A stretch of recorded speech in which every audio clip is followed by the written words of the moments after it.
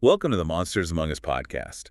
This is episode 24, Kiamichi Beast. Right. So today, we're heading into the Kiamichi Mountains, Oklahoma and Arkansas. That's the place. Really rugged terrain out there. Yeah, and it's where these stories, these Bigfoot-like creature stories, been around for, what, over 150 years? Exactly. They even trace back to Native American legends, which is, fascinating in itself. So our aim here is really to dig into these stories, look at the alleged evidence, eyewitness stuff, field reports, the whole deal. And hopefully give you listening a clear picture, maybe some of those aha moments, without it getting too bogged down. Okay, so let's start maybe with the older accounts, the Native American legends. Yeah, definitely. I mean, this belief in, large hairy beings in the woods isn't new at all. Tribes across North America had these legends. Sasquatch, right, and Champay. Those are some of the names.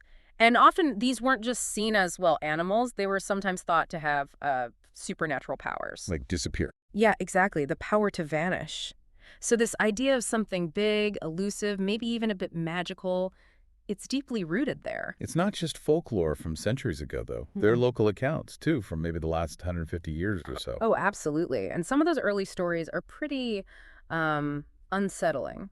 Right. I read about the Kiamichi Beast raiding camps. And even taking children. That's properly scary stuff. It really is. It paints a picture of something genuinely feared in the community back then. And that fear hasn't entirely gone away, has it? No, not at all. What's striking is you still hear from people living there today claiming the beast is, still out there, still roaming the hills. And there's that weird detail about livers, missing from deer and hogs. Yeah, that specific detail keeps cropping up in more recent accounts. It fuels this, ongoing fear, especially at night. People are genuinely scared. It makes you wonder what's really going on. Which brings us to the eyewitness accounts, I suppose. Right, and some are quite specific, not just, I saw something big. Like the guy walking his dog. Yeah. And finding a whole pile of deer carcasses. Disturbing, yeah. And then there's the hog hunter. I think it was in a wildlife management area. Yeah. What happened there? He claimed he saw a Bigfoot, a large one, just pick up a small hog and vanish. Just gone. Big of a hog. Wow. And vanish, like the old legends. Kind of echoes it, doesn't it? It's a pretty startling image. Imagine seeing that. No kidding. And what about tracks? I heard they found some massive ones. Yeah, that's another recurring detail. Tracks reported up to 17 inches long. 17 inches. That's huge. Much bigger than any person. Way bigger. And importantly, a lot of these reports apparently come from, people described as solid citizens, reliable folks. Credible witnesses. Which adds weight, It makes you take it a bit more seriously. There was one particularly detailed account, wasn't there? Near Honobia, Oklahoma. Ah, yes. That one stands out. The witness described seeing something huge, like 8'2", maybe 600 pounds, dark brown hair. Where was it? Moving along the edge of a cemetery, apparently. Quite close, maybe 45 yards away. Close enough to see its face. That's what the witness claimed, yeah. Could make out some facial features. Imagine that encounter. That's incredibly specific and, frankly, terrifying if you're the one seeing it. Absolutely. So you have these stories, these sightings, some really quite chilling. The obvious next step is, is there any physical proof? Anything found on expeditions? Right. Because people have gone looking, haven't they? Yeah. Dedicated researchers. They have, and they've reported finding some interesting things, like these shelters. Shelters? What do you mean? Found in really remote, tough spots, often up on ridges. They're described as, carefully placed tree limbs, not just random debris. Okay. Used to maybe hide cave openings or built into lean-to shapes, covered with mud, leaves, moss, suggesting they were deliberately camouflaged. Just not natural. Doesn't sound like it. And apparently they looked old, maybe years old, big enough for, say, a 400-pound animal. Or an 8 to 10 foot Sasquatch. Exactly. And they weren't likely hunting blinds either. Apparently the visibility from them was terrible. Interesting. Did anyone else confirm this? Locals. Yeah, there was mention of a local woodsman, someone with loads of experience in those woods, who apparently confirmed they were real structures, unlike anything he had ever seen. What did he think made them? He suggested something with thumbs, but not a hunter. Maybe designed purely for hiding. Something with thumbs, but not human. Okay, that's intriguing. What about bones, if there are deer and hogs being killed? That's another really weird point. Expeditions have searched a pretty big area, like a 30-mile diameter zone, apparently. Which has plenty of deer and wild hogs, right? Abundant, yeah. But here's the thing. They report finding no skeletons. None. Not deer, not hog. Wait, none at all. In a 30-mile area full of game? That seems impossible. It sounds it, doesn't it? It raises a big question. What happens to bones in that region? And if you can't find deer skeletons, what chance is there of finding, Bigfoot remains? Yeah, good point. Okay, what else? Any other physical signs? Well, there's talk of feeding signs, like broken off buds on trees suggesting something large was eating them. Okay, plausible food source. And the area is rich in nuts, acorns, stuff like that, plus fish and game, obviously. Plenty for a large creature to eat. Right. But then things get stranger, don't they? Unusual rock formations. Yeah, the reports mention very, very unusual formations, things that supposedly just shouldn't be here, whatever that means. Vague, but intriguing. And piles of rocks. Uh-huh. Clumps of rocks piled in circles, found in places you wouldn't expect them. No one seems to know why they're there. Just adds to the mystery. What about actual artifacts? Like from the creature itself? This is where it gets really wild. There are claims of finding a very large tooth, too big for a human. How big? The reports don't always specify exact size, just very large. And also possibly a petrified thumb. Again, way too big to be human. A petrified thumb. Wow, okay, those are some extraordinary claims. They really are. Anomalies, at the very least. Yeah. Then there are mentions of finding unusual crystals, sometimes in areas linked to other Bigfoot evidence. Crystals. Like quartz. Possibly. One was apparently examined under a microscope and showed a unique color pattern and light frequency. The significance?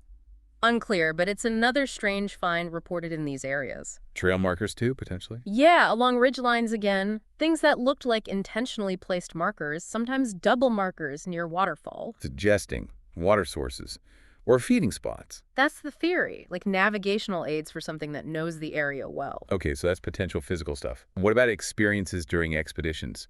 Things people heard or saw?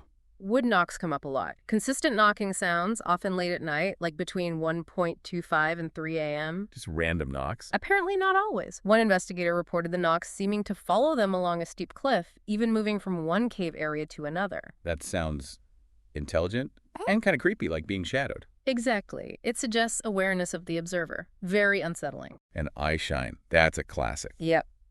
There's an account of someone seeing eye shine behind a person standing near a bush at night.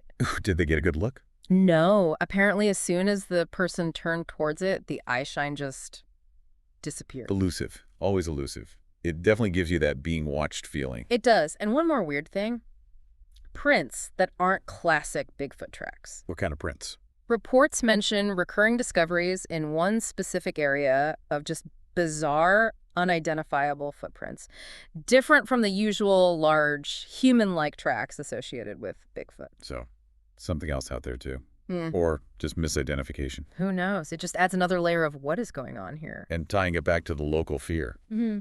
The missing person posters. Yeah, researchers note seeing a lot of missing person posters in stores around the Kiamichi Mountain and Hanobia area. Are they suggesting a direct connection? It's more of a somber observation, raising a speculative question. Given the stories, the disappearances, could there be a link?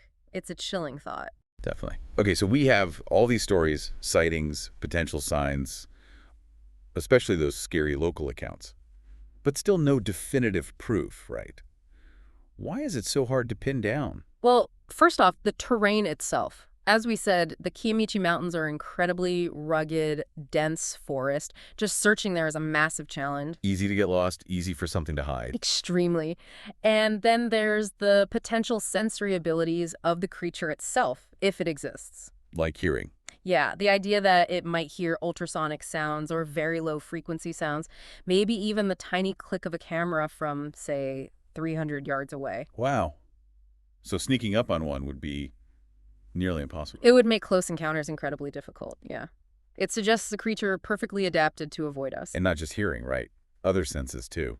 Their intelligence is often mentioned, plus keen senses overall, like maybe being able to smell gunpowder from a long way off. So they'd know if hunters were around. A built-in warning system. Pretty much. And add to that, they might use water creeks, rivers to cover their tracks. Yep. And just think how quickly something huge could melt back into that thick undergrowth. 1 second it's there, the next. Gone. Explains why getting clear photos or videos is so incredibly rare. Exactly. It just disappears. So it all circles back, doesn't it? Does the Kiamichi beast actually exist? We've definitely covered a lot of, well, compelling stories and some genuinely frightening ones. For sure. And while, that absolute concrete proof is still missing, you can't easily dismiss everything. Oh, The consistency of the local reports over such a long time, the historical context, the findings, however strange from the expeditions, it all paints this picture that, well, it deserves serious thought, doesn't it? especially the unsettling stories. They stick with you. They do, the sheer volume and consistency. It's hard to just wave away as imagination or misidentification every single time. So maybe a final thought for you listening.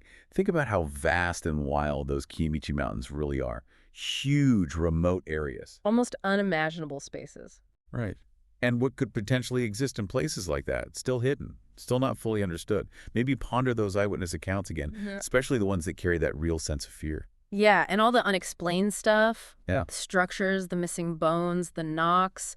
Could the Kiamichi beast be something more than just a scary story told around a campfire? Something to think about.